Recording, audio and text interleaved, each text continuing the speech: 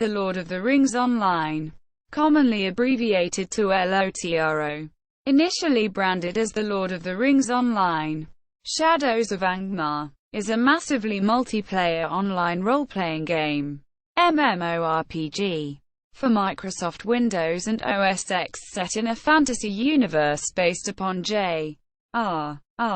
Tolkien's Middle-earth writings. It takes place during the time period of The Lord of the Rings. The Lord of the Rings Online was developed and maintained by Turbine after Jeffrey Anderson secured the rights from Vivendi. Originally subscription-based, it is free to play, with a paid VIP subscription available that provides players various perks.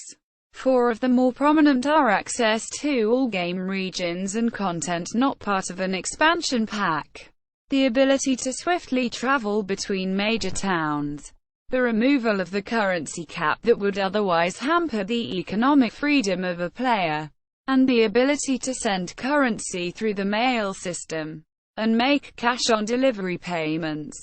On December 19, 2016, it was announced that with immediate effect LOTRO would be developed and maintained by Standing Stone Games, a newly created company formed from members of the LOTRO team. It launched in North America, Australia, Japan, and Europe on April 24, 2007. In addition to regular free updates, 5 expansion packs have been released to date. Mines of Moria in 2008, Siege of Mirkwood in 2009, Rise of Isengard in 2011, Riders of Rohan in 2012, and Helm's Deep on November 20, 2013. In 2010, the NPD Group reported that the game was the third most played massively multiplayer role-playing game, with Turbine citing their free-to-play model as the reason for the growing subscriber base. Gameplay. The game's milieu is based on The Lord of the Rings and The Hobbit. However, Turbine does not have rights to any other works in Tolkien's legendarium, such as The Silmarillion or The Children of Húrin. Much of the gameplay is typical of the MMO format. The player controls a character avatar which can be moved around the game world and interacts with other players, non-player, computer-controlled characters, or NPCs, and other entities in the virtual world. Camera angles can be switched between first-person and third-person options. Characters are improved by gaining levels. A character's level increases after it turns a set amount of experience points through the player versus environment, or PvE. Combat and storyline adventures. Characters' abilities and skills are improved and obtained by increasing in level. The main storyline, also known as the Epic Quest Line, is presented as a series of books, which consist of series of quests called chapters. There were initially 8 books when the game was released, with new books added with each free content update. Tolkien's Middle-earth is represented in The Lord of the Rings Online implements magic in a different manner than other MMORPGs such as World of Warcraft. There are only 5 wizards in the fictional world, none of which are player-controlled. Instead, there are active skills which require power, the equivalent of magic points. Some skills behave like magic, like healing or throwing a burning ember at an enemy, but are based on lore.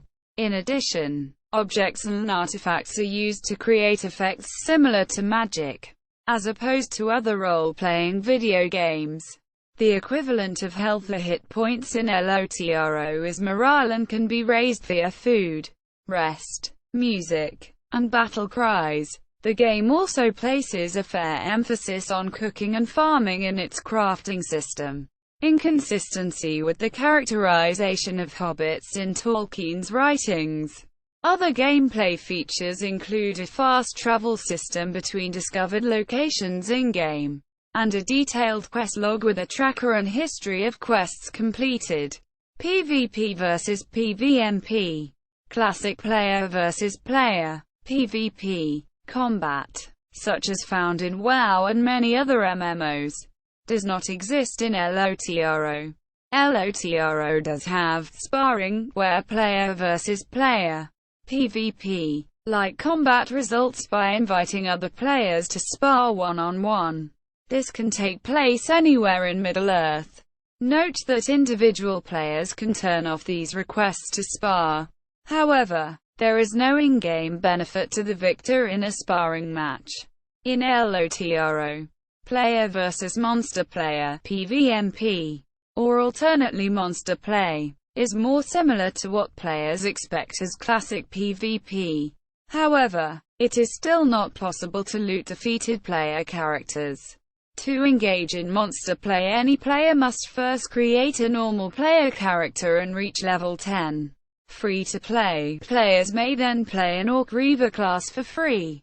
They may also purchase additional classes individually in the LOTRO store in-game. You may have one slot for each of the 6 classes available to play: Orc Reaver, Orc Defiler, Spider Weaver, Uruk Black Arrow, Uruk Warleader, or WARG Stalker.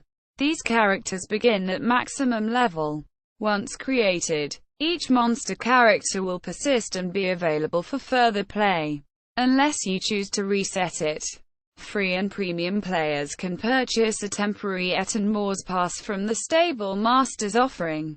Travel to the Eton Moors using 20 of the Mithril coin currency to purchase 6 hours of PvMP playtime. VIP players, subscribers, have unlimited access while their subscriptions are current. Note: access to the Sundering of Osgiliath is through the Eton Moors and does not require separate access. Only VIP players, subscribers, can play a Freep, a portmanteau of the words Free Peoples, a fighter for the Free Peoples, in PvMP. Similarly, a VIP player has access to all monster character classes, as well as unlimited access to the Moors. Quote: a VIP player has access to PvMP at level 20, and low-level characters are automatically scored to the current level cap. Note, however, that this refers only to the character's basic stats. Creeps, monster players, have quests, titles, and deeds similar to regular characters. Creeps fight against Freeps in the Eton Moors for control of 5 keeps in the Eton Moors. When one side holds 2 outposts, they are able to go into the Delving of Frore, a dungeon area beneath the Eton Moors. Outposts, smaller keeps, are also objects of combat. 2 outposts must be taken to enter the Delving of Frore. Monsters and heroes progress through 15 ranks in the Eton Moors by defeating opponents. Higher ranks give access to better equipment and armor, health, and power ratings. Commendations are given for quest completion or enemy kills and also permit purchase of statistic improvements, skills, equipment and appearance. Raids and groups permit faster advancement. The concept of rank farming is an alternative route some players choose to use in order to accelerate the ranking process to faster access equipment and rank promotion buffs within the Eton Moors that have a minimum rank requirement, though it is no longer allowed and considered an abuse of game mechanics. This concept is not unique to LOTRO and is seen in other games of the same genre. Most of this activity in LOTRO is achieved through the use of multi-boxing with several copies of the game client run to utilize a multitude of Reaver monster play characters. The Reaver class went free to play early 2012 and has since most often been used in this type of play. Rank farming has had notable impact upon the PvP gaming community. An official statement released on August 28, 2013 by Turbine Customer Service has made rank farming a bannable offense, while the issue of fairness and sportsmanship has been raised for this style of play. Turbine has officially supported the multi-boxing community in its official statements to date. Update 16.2 July 20. 2015 added the new PvMP area, the Sundering of Osgiliath. Deeds. Deeds are a means of tracking accomplishments for each character that are not part of a quest. Most common are regional deeds, found in all the game's landscape regions, including Explorer, Slayer, Lore and Reputation deeds. Deeds are generally granted upon completion of one of the goals of the deed, e.g., finding the first area of an Explorer deed or killing the first enemy of a Slayer deed. Additional deeds include those tied to individual characters, class or race. Epic story deeds are advanced by completing quests in the Epic quest line. Additional deeds are also granted in conjunction with the skirmish and instance features. A final category is the hobby deed, related to in-game hobbies, currently only fishing. In addition, there are deeds that can be hidden, and there are meta deeds. Hidden deeds aren't displayed in the deed tracker until the deed is complete. Meta deeds require completion of several other deeds. In all cases, deed completion is generally rewarded by statistic boosts, almost always turbine points, TP, and sometimes cosmetic, non-combat awards such as titles or emotes. Identification. Characters are identified in-game by names chosen by players. First names are selected and surnames can be added later once a player has enough in-game experience points, XP. Additionally, titles are granted for completion of deeds or acquisition of player characteristics. For example, advancing in a profession. Membership in a kinship also grants an additional title. Traits. Each character has the ability to equip traits earned during the game. Traits give characters a myriad of different bonuses and abilities. Any trait combination can be equipped as long as they have enough trait slots. The number of free trait slots depends on their level. The first virtue trait slot is available at level 7. For example, virtue, class and racial traits offer a maximum of 5 slots, and legendary traits offer 3 slots. Traits can be easily changed by visiting a bard found in most towns, and equipping traits costs a certain amount of money.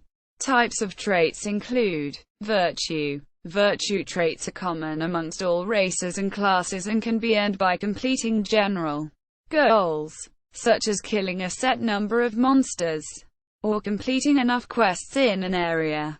These traits generally improve stats, resistances and total morale and power, including regeneration. There are a large variety of goals, and each has multiple levels that can be earned during the course of the game. Class. Class traits are specific to a certain class. These are generally earned by using a class skill or power often enough, or meeting certain conditions with these skills often enough, such as achieving enough critical strikes with a certain skill.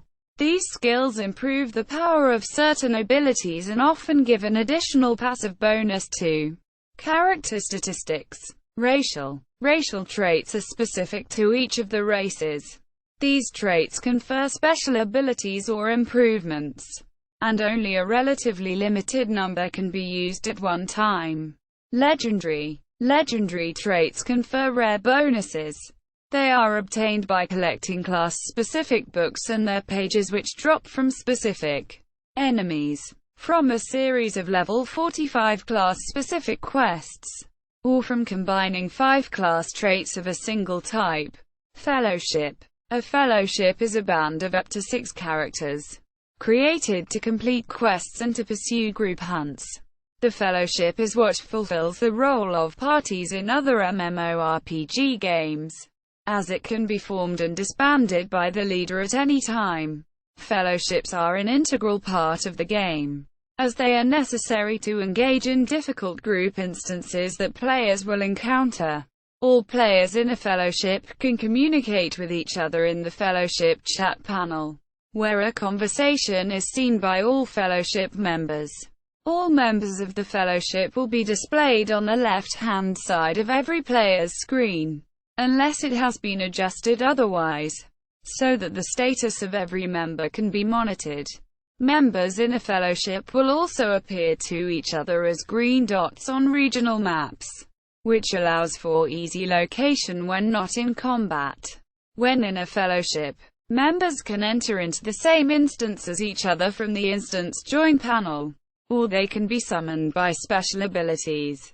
There are several easily identifiable icons that can be placed over every player's head by the fellowship leader so that members who are strategic in an instance or other mission can be easily located. The fellowship leader also has the ability to invite or dismiss a member at any time. A fellowship can also be transformed into a raid, which can be composed of up to 4 separate fellowships and can contain anywhere from 6 to 24 players. Fellowships, including those found in raids, can use the fellowship maneuver system to perform special group moves. Fellowship maneuvers occur randomly and require that the target be stunned or knocked down in any group encounter with a signature or higher enemy. Burglars and guardians also have special skills that can initiate FMs when triggered. When the FM is initiated, every player within the area will get a color wheel on their screen to choose one of 4 skill contributions. These skill contributions are Rent's Strength, which deals direct damage; Stallion's Spirit, which restores power; Spider's Guile, which deals direct and periodic damage; and Eagle's Cry, which restores lost morale. Every player can select one of these 4 contributions when a fellowship maneuver has been engaged, and the effect upon the target intensifies the more that it has been selected. There are also fellowship maneuvers which can be selected by a fellowship leader or assistant, which confer unique bonuses. There are dozens of these unique FM combinations, which are designed for different situations and fellowship sizes. These maneuvers must be followed as they are designated or else they will not be utilized. Monster players in the game can also join fellowships, though they are named war bands instead. Players who are playing as monster characters in a PvP zone also gain access to the fellowship maneuvers panel, although the same principles apply. They are instead renamed warband maneuvers. The 4 contributions that can be made are Troll's Brutality, which deals direct damage to a target; Spider's Venom, which deals direct and periodic damage; White's Rot, which deals direct damage and saps power from the target; and Fell Spirit's Terror, which deals direct damage and saps morale. Music system. In keeping with Tolkien's heavy use of song and music in his books, LOTRO has a player music subsystem akin to MIDI that has been the subject of a Harvard anthropological study. Characters on reaching level 5 can learn to play musical instruments, including bagpipes, clarinet, cowbell, drum, harp, horn, lute, pibgorn, and theorbo. Using keyboard macros, instruments can be played in real time on 3 octaves and ABC notation, with the music broadcast to nearby player characters. Players can also play pre-programmed pieces from user-created ABC script files using the game's music notation. Similar to MIDI files, players often hold impromptu public performances, in solo or as bands at places such as the Prancing Pony Inn in Brie. Communities also regularly organize music events and mini-concerts such as Weatherstock, Woodstock above Weathertop. Housing. Characters on reaching level 15 can purchase a house in instance neighborhoods. Neighborhoods and houses have different themes depending on setting. There are 4 settings: man, elf, dwarf, hobbit. Decorations, furniture may be purchased or acquired as rewards in certain in-game activities such as quests, deeds or festivals. The items are displayed via item hooks and may be either cosmetic or functional. Houses come in 3 different sizes and include chests for additional player storage. Houses require weekly maintenance rent. using in-game currency, with houses locked on failure to pay upkeep. The largest size house is reserved for kinships. Player guilds. Players can own one personal house per server, and restricts the level of access to himself only. Kinship members, or make it publicly accessible. As of Update 19 in late 2016, premium housing is now available, based in a new housing area in the Cape of Belfallas in Gondar. These are much larger than standard personal houses, and have many more hooks for decorative items both inside the house and in the yard. As with standard housing, there are 3 types of premium houses to choose from, including a new type of kinship house based on its own island, accessible by boat from the main housing area. Players can purchase a premium house using mithril coins, and are able to purchase more than one premium house if they choose. Upkeep is paid for using the normal in-game currency. Reputation. Reputation is the measure of how well acquainted a player is with a specific group or faction of NPCs. There are various factions in the Lord of the Rings Online that a player can become acquainted with in their travels. Reputation for these different factions may be gained by completing quests, defeating specific monsters, crafting items, and completing deeds. Many of the original Reputation factions, as well as those in the Mines of Moria expansion, also accepted Reputation items that were either collected from defeated NPCs or gained by completing deeds. However, since the Siege of Mirkwood expansion, no new faction in the game has had this feature added, although a system of daily quests was created that allow the player to gain a steady source of reputation in the absence of reputation items. There are 2 kinds of factions in the game. Those are reputation factions and crafting guilds. Reputation factions are factions that generally only inhabit a specific region of the game, such as the Men of Bree, who are present in Bree Land.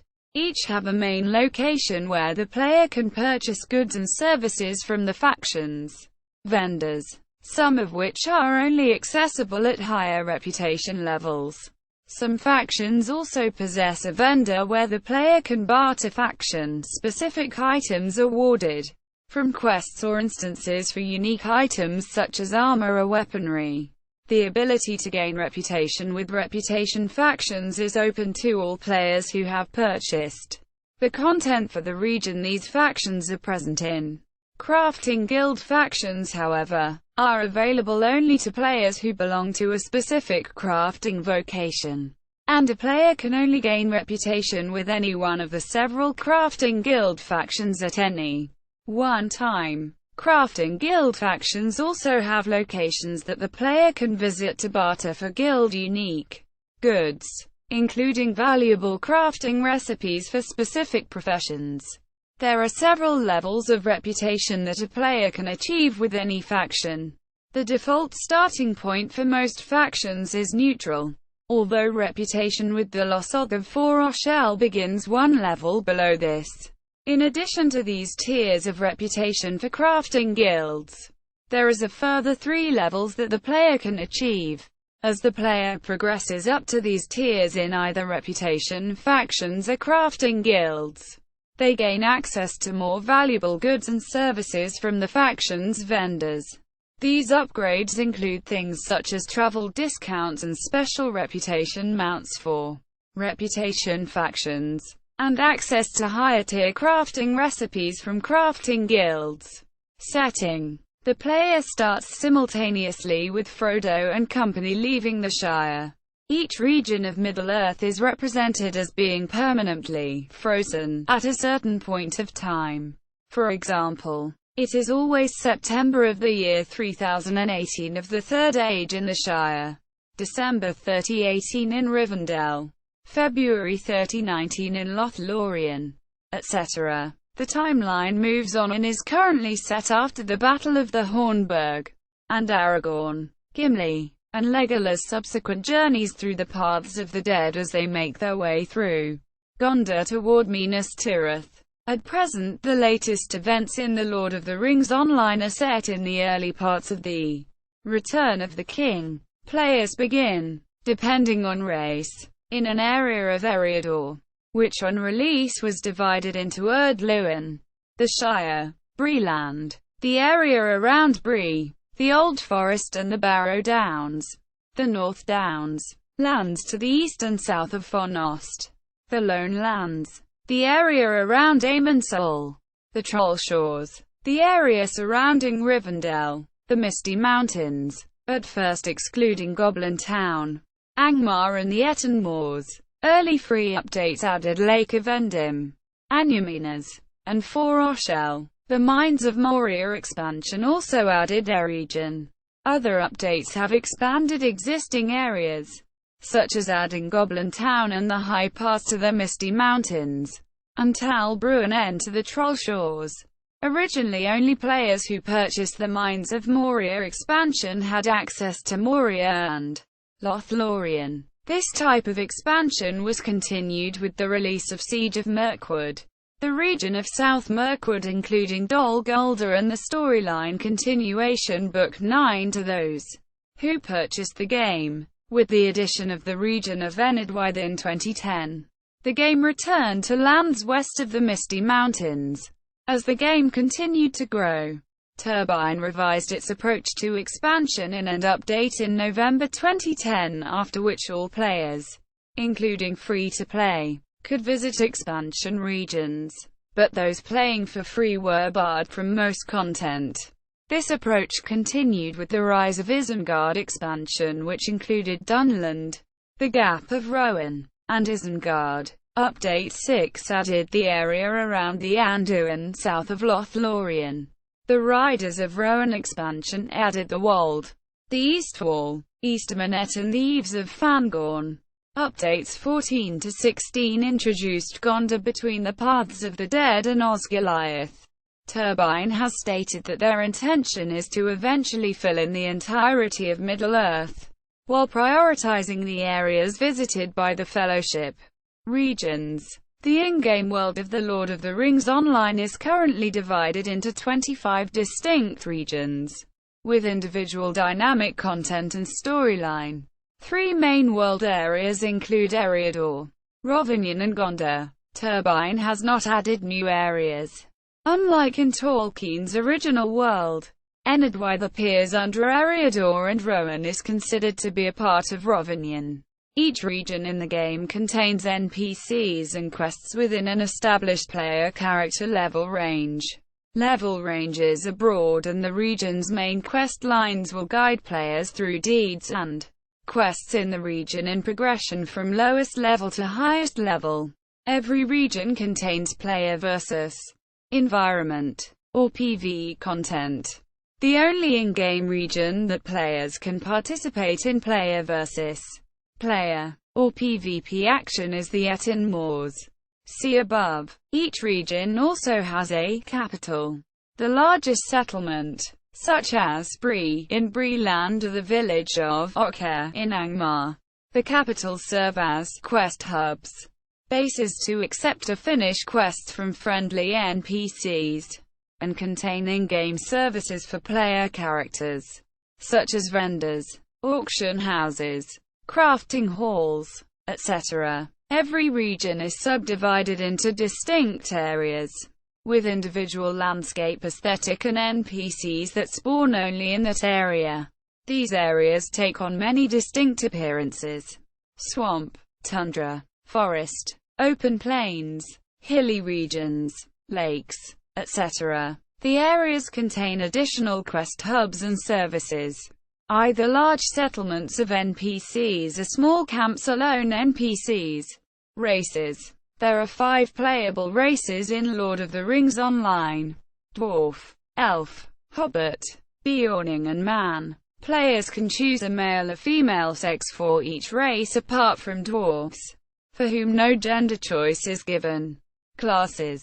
There are 7 classes that can be played in the Lord of the Rings Online: Champion, Guardian, Hunter, Burglar, Captain, Minstrel and Lawmaster, with 2 additional classes, Runekeeper and Warden. Playable in the Mines of Moria expansion. A 10th class. The Beorning was introduced in Update 15 in November 2014. Professions. Player characters may choose professions dedicated to gathering and/or crafting. Gathering professions involve harvesting of raw materials for use by crafting professions. Professions are optional but permit players to advance through skill levels and create in-game armor, weapons, and other equipment. Economy. An in-game currency of gold, silver and copper coins permits player characters to profit by completing quests and selling obtained loot and crafted items to NPCs or human players. Currency can also be used to acquire equipment from NPCs or other players. Pay to repair equipment after combat. Equip characters with traits. Fast travel. Buy crafting materials. And purchase a house. Players can trade face-to-face, via in-game mail, or at in-game auction houses. In Update 11, Mithril coins, available for purchase with real-world money or Turbine points in the LOTRO store, were added as a meta-currency for game-related purchases. Storyline. The main storyline, the Epic Quests, focuses on some events that are new additions to the Lord of the Rings story created by the makers of the game. Volume 1, Shadows of Angmar. Book 1, Stirrings in the Darkness.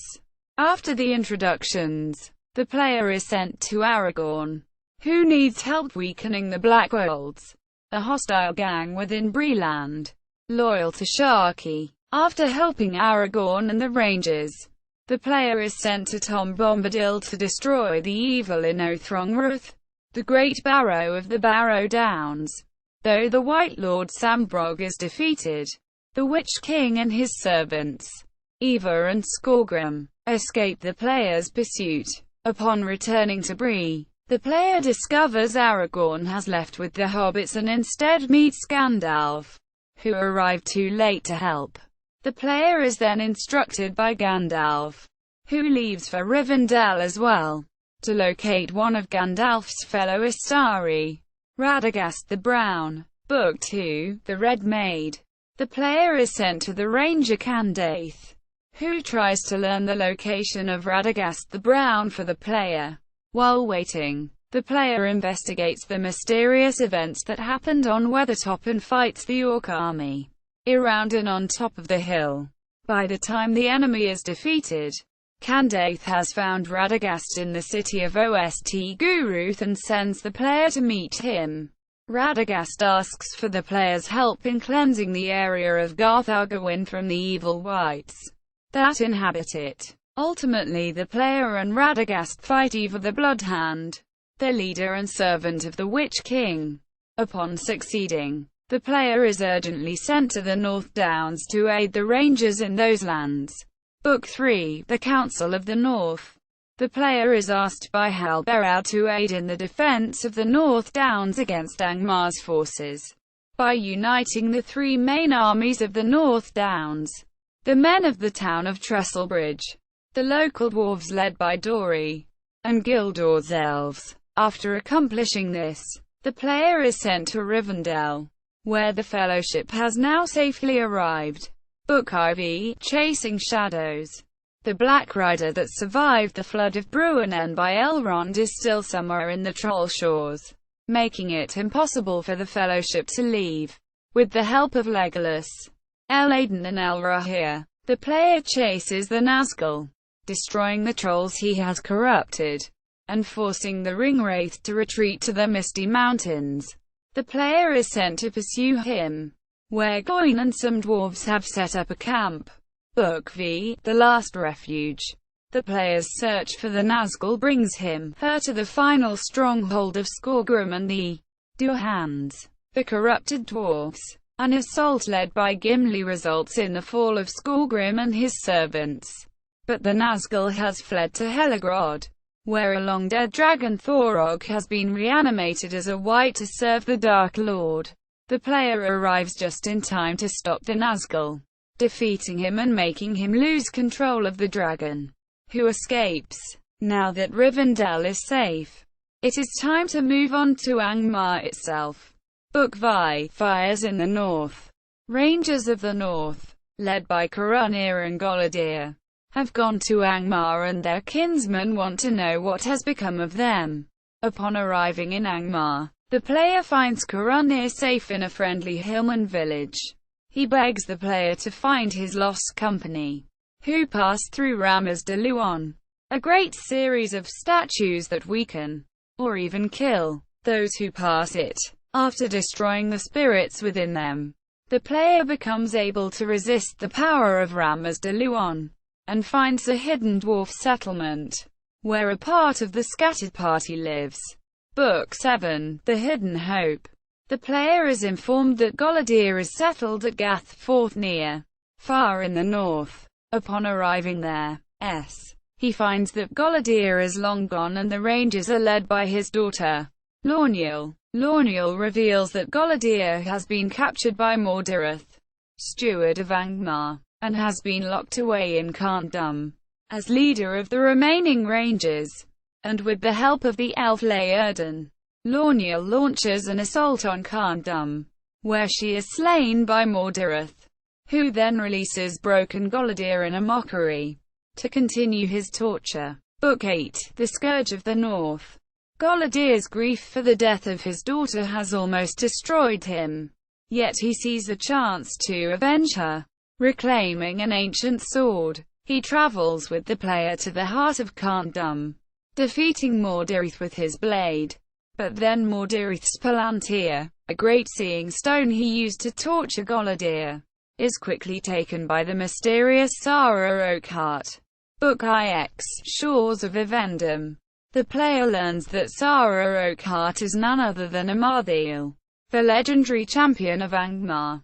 She has set up a plot within a tower of Barad Gularin to use the player to weaken Mordireth. Now that she has the Palantir, she can communicate with Sauron and challenge Mordireth's position. The player is sent to kill all of Mordireth's knights, in an attempt to further weaken his power. But despite the player's victories over Mordireth, Amarthael only grows stronger. After losing Fornost and Barad Gularin, she moves to Anuminas, the ancient capital of Arna. The rangers there, led by Calenglad, need the player's aid. Book X, The City of Kings. A massive battle in Anuminas ensues and the wise elf Laerden offers his services to Calenglad. Mordrambor, one of Amarthael's captains, is captured, but while in captivity he poisons the mind of Laerden, making the elf decide to fight Amarthael on his own, in an attempt to make up for his mistakes in the past. Again the Free Peoples have been tricked by Amarthael and her servants. Together with the Rangers of Vivendum, the player is able to wrestle the Palantir from Amarthael's clutches, but Laerden is lost. However, within the Palantir, Amarthael saw a glimpse of where Narquiel, her ancient ring, lies. She is now determined to possess its power once more. Bookshi, Prisoner of the Free Peoples. Amarthael's captain Mordrambor breaks free, killing many rangers. Soon he leads an army out of Anuminas to find Amarthael's ring, Narquiel. The player attempts to find Narquiel before Amarthael can, searching the ancient ruins of the Troll Shores. After much searching, it turns out Narmaleth, Laerdan's daughter, who originally caused Amarthael's fall in Fornost, has become possessed by her. But all searching seems in vain, when it is revealed Amarthael has already found Narquiel. However, Elrond does not fall for her trickery again. He realizes Narquiel is still out there, and Laerden knows where. Book 12, The Ashen Wastes. Amarthael has Laerden transported to Angmar, where she learns from him under torture where her ring is. In a brave attempt to save both Laerden and the ring Narquiel, the player is able to get to them before Amarthael does. But only half of the ring was found. Laerden confesses to Elrond he has broken the Narquiel in two, and reveals where the other part should be. but then he swears an oath upon Elbereth that he will not rest before he has saved his daughter, and leaves the council. Book 13, Doom of the Last King. Trying to find out more about the other half of Narquil, the player is sent to Fort Rochelle. However, Amarthael's forces have already arrived, and their search is underway. In an attempt to find the ring before the Angmar, the player receives help from the Shade of the Last King of Aedui. During a confrontation with the enemy, it appears that Mordrambor has betrayed Amarthael. The two battle each other and disappear from the view. The player then retrieves the second half of Narquil and returns it to Rivendell. Book 14, The Ring Forges of Eregion. Still seeking to save Narmaleth, Laerden travels with the two halves of Narquil to Eregion. Amarthael, baiting him in, reclaims Narquil for herself. Elrond sends many heralds of Rivendell to all corners of Eriador to help him in his search for the Lost Ring lore, but all efforts are too late, for Narquil has been reforged when the Free Peoples reach Eregion. It quickly becomes clear none are able to withstand Narquil, until Mordrambor, Amarthael's former servant, arrives. Sowing confusion in her, he shows her the arrival of Mordireth, who is in power once again. But Amarthael does not surrender and believes she can defeat him with use of Narquil. However, Mordireth has the power of the Witch King and defeats her, claiming Narquil as his own. Just as he is about to finish Amarthael, Laerden appears. He reveals his knowledge that Mordireth is actually Anur, the last king of Gondor, taken captive by the Witch King and made a wraith in mockery of his former defiance. Under Mordireth's orders, Mordrambor kills Laerden, after which the two leave. Amarthael is devastated by the loss of her father, and taken captive by the Free Peoples. Book 15, Daughter of Strife. With the death of her father, Narmaleth is once again freed from the evil influence of Amarthael. She becomes a captive of the Free Peoples, but volunteers to avenge her father. In Angmar, the final battle between the Free People and Mordireth ensues. First, Mordrambor is defeated and Narquil is finally destroyed by Narmaleth. In the final confrontation, she sacrifices herself in order to defeat Mordireth. The book ends bittersweet with Narmaleth's redemption and her death, and Elrond comforts the player, saying that she had found peace in the Undying Lands. Volume 2, Mines of Moria. Volume 3, Allies of the King. Volume 4, The Strength of Sauron. The current volume, the first chapters of which were released in March 2015. Development. Sierra Online first announced the development of a licensed Middle-earth MMORPG in 1998. Sierra had financial troubles in 1999 and replaced the staff working on the game. Sierra continued to confirm development of the MMORPG but did not release any development details.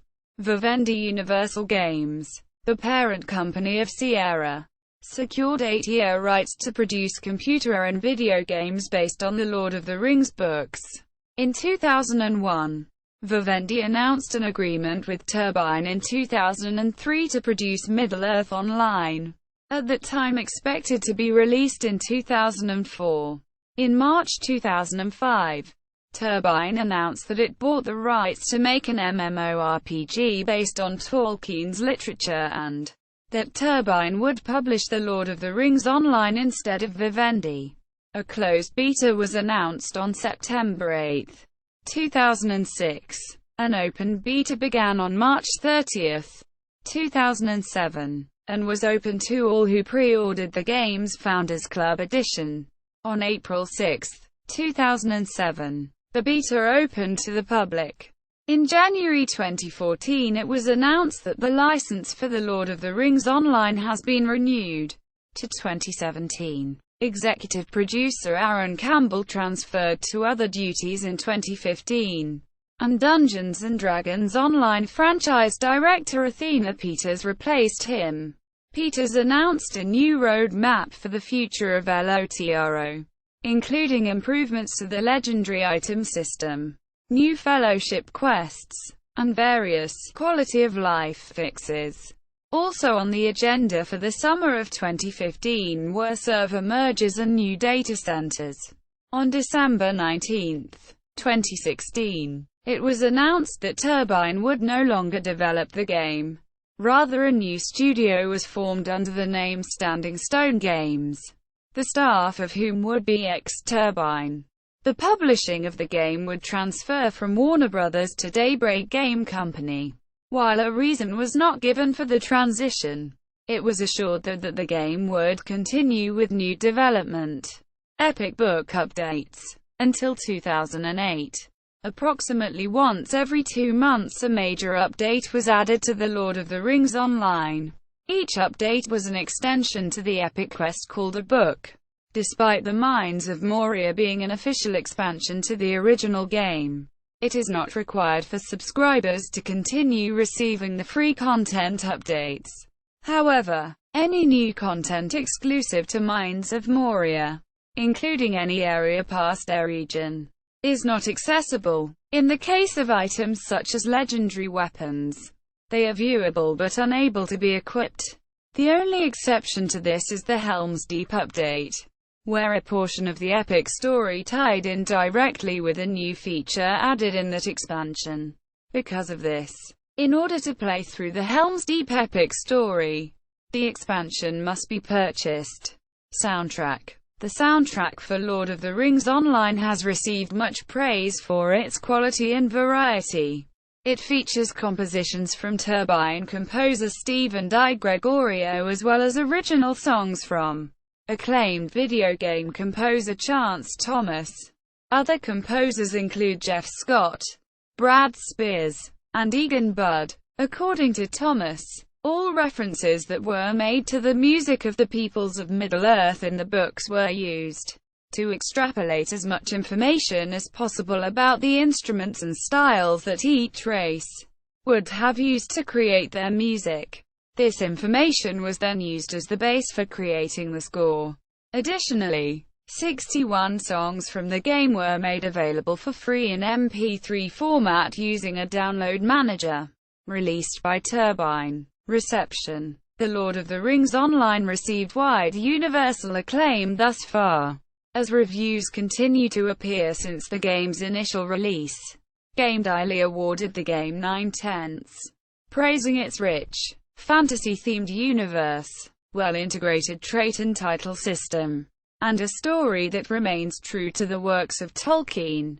Yahoo! Video Games wrote a review with few negative mentions, awarding the game a score of 4/5, while Computer and Video Games called the game an essential purchase for Lord of the Rings fans, scoring the game a 9.2.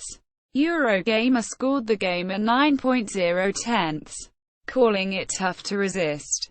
GameSpy gave it 4.5 stars, claiming the game opened up Middle-earth to the masses but commented negatively on its weak PvP content, while Game Trailers awarded it 8.5, citing its interesting tweaks to the MMO genre.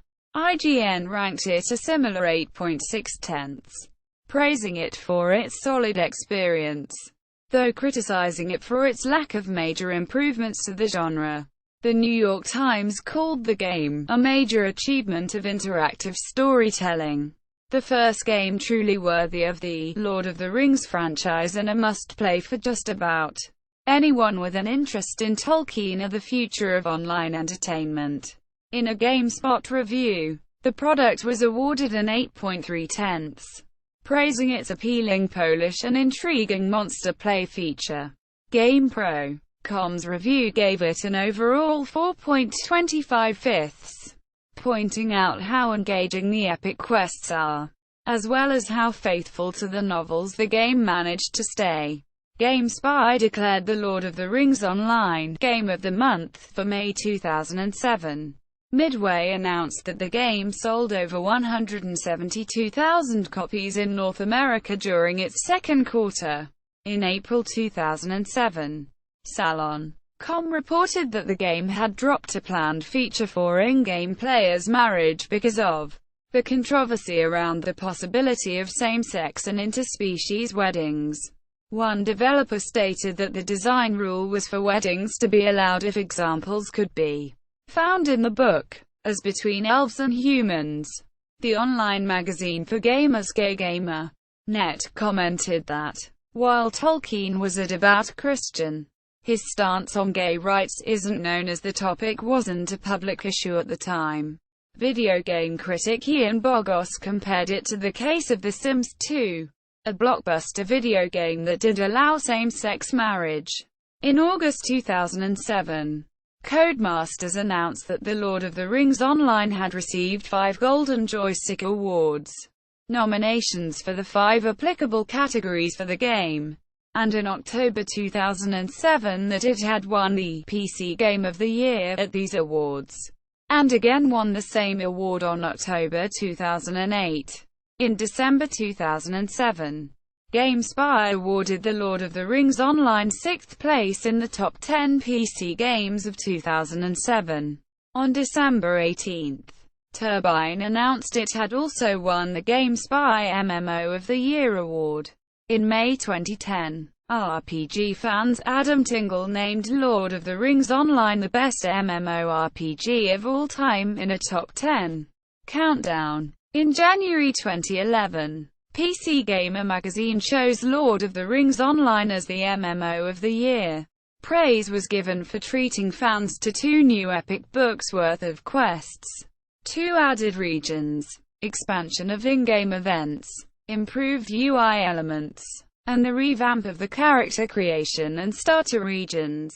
It also notes the success of the move to free-to-play, stating LOTRO is quickly redefining the way a successful subscription-less MMO is run.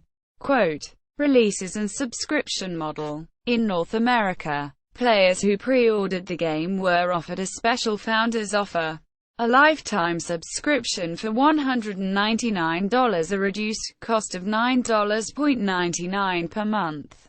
Standard monthly fee is $14.99 with 3, 6, 12-month, and lifetime discounts available. European players had a similar program from Codemasters.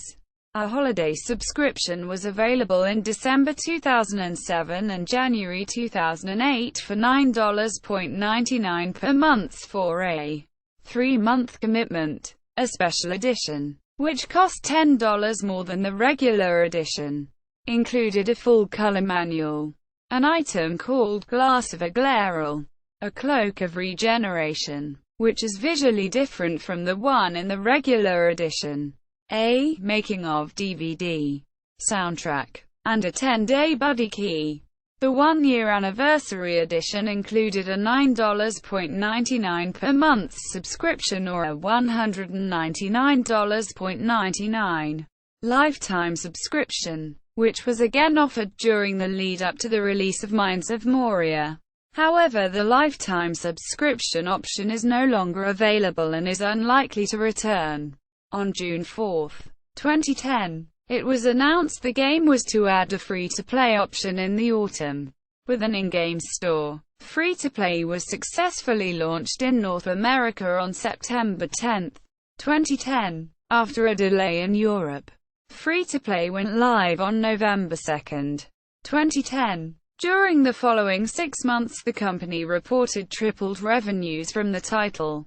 On April 26, 2011, it was announced that Codemasters would relinquish control of the European service back to Turbine, and on June 1, the servers were transferred. After a transition period of a few days, they reopened under a unified LOTRO global service.